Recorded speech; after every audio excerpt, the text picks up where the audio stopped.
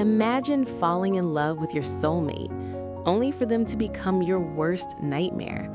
How does a dream relationship morph into something toxic, filled with heartbreak and regret? Today, we're diving deep into Reddit's most shocking confessions to uncover the insidious shifts and missed red flags that turned cherished connections into agonizing torment. I never believed in soulmates. Not really. I believed in chemistry, timing, effort, compromise, but not the idea that there was one person out there who would instantly feel like home. That changed the night I met Evan. We were both invited to a small birthday gathering at a friend's apartment. I almost didn't go. I had just gotten out of a draining situationship and promised myself I would take a break from anything romantic. But a friend insisted, so I showed up. Evan was sitting on the floor, leaning against the couch, laughing at something someone said. When our eyes met, he smiled. Not the polite kind, the kind that lingers half a second longer than necessary. We started talking. Then we didn't stop. We talked about childhood memories, weird fears, favorite movies, things we wanted to do before turning 30. At some point, the party faded into background noise. It felt like we were in our own quiet bubble. At the end of the night, he walked me to my car. "I feel like I've known you forever," he said, almost embarrassed. I laughed.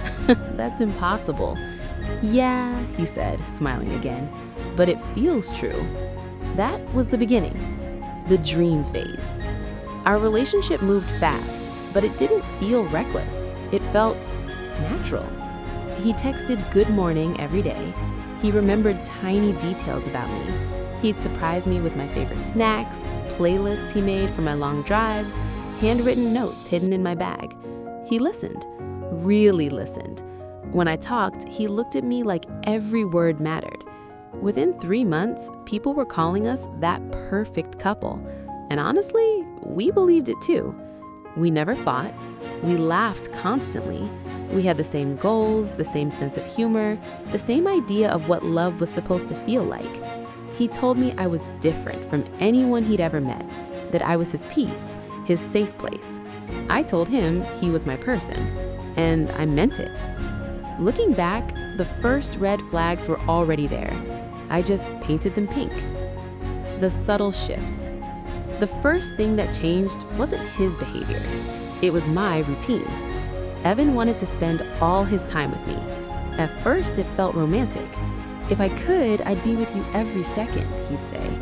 When I made plans with friends, he'd smile, but his mood would shift. "Okay," he'd say, "have fun," but his texts would get shorter, his replies colder. When I got home, he'd be distant. "What's wrong?" I'd ask. "Nothing," he'd say. "I just missed you." So I started canceling plans.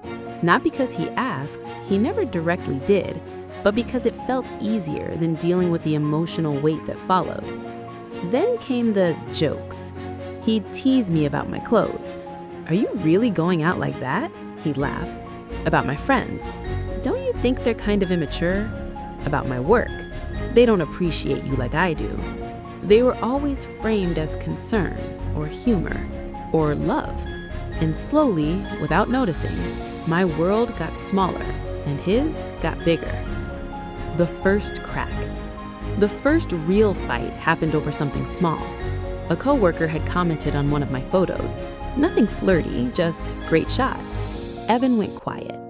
Later that night, he brought it up. "Why is he commenting on your pictures?" "It's just a coworker." "Do you talk to him a lot?" "Sometimes, about work." He stared at me. "I don't like it." I laughed, thinking he was joking. He wasn't. "You should set boundaries," he said. "People get the wrong idea." I told him he was overreacting. That's when his voice changed.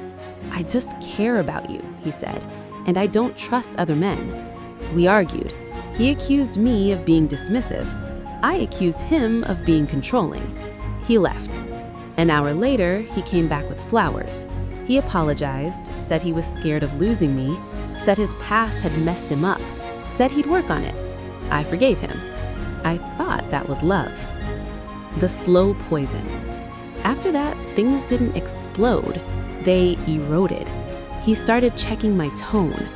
Why did you say it like that? My expressions. Who are you smiling at? My time. Why didn't you answer right away? If I got upset, he said I was too sensitive. If I stayed calm, he said I didn't care enough. Arguments ended with me apologizing even when I didn't understand what I'd done wrong. He'd withdraw affection, silence me for hours, sometimes days. Then suddenly, he'd become the man I fell in love with again. Sweet, soft, regretful. I can't lose you, he'd whisper. You're all I have. And I'd hold him, feeling guilty for things I couldn't name. I started keeping parts of myself quiet. Thoughts, feelings, stories, because they somehow always became problems. The turning point. The night everything broke was ordinary. We were cooking dinner, music playing, laughing. My phone lit up. A message from my best friend. Miss you. Let's catch up soon. Evan saw the screen. His smile disappeared. You've been talking to her a lot lately, he said.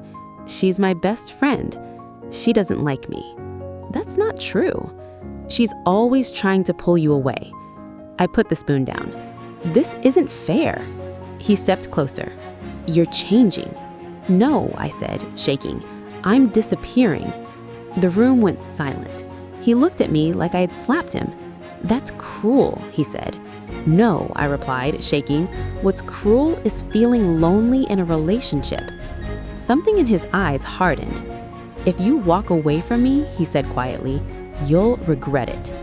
I stared at him, and for the first time since meeting him, I felt afraid. The nightmare. After that night, everything escalated. He monitored my social media, questioned every plan, accused me of things I'd never done. If I cried, he called me manipulative.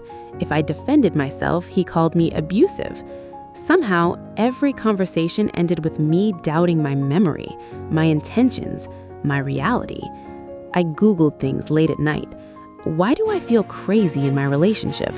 Why does my partner say everything is my fault? Signs of emotional manipulation. The answers made my stomach drop. Love bombing, isolation, gaslighting, control disguised as care. It was all there. And once I saw it, I couldn't unsee it. Leaving. Leaving didn't happen in a dramatic moment. It happened in a quiet one.